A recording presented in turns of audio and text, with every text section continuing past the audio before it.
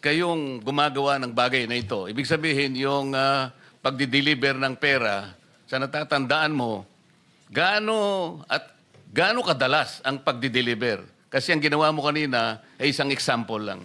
Pwede mo bang ipaliwanag? Your Honor, minsan kasi pag-duty kami, ang actual ko na delivers talaga sa bahay ni Congressman Romualdez is 3. Tapos pag may duty kami, nagkakaroon ng detailed. Minsan namumonitor ko doon sa group chat namin, may basura tayo deliver.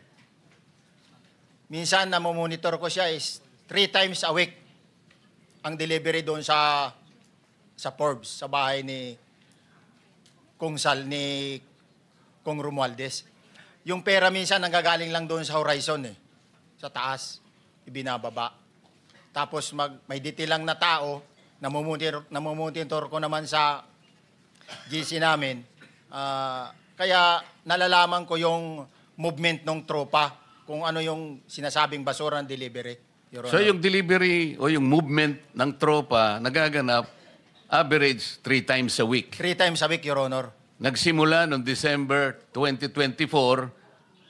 Yes, Your Honor. Hanggang ngayon ba ay naglilingkod ka pa kay Representative Saldico?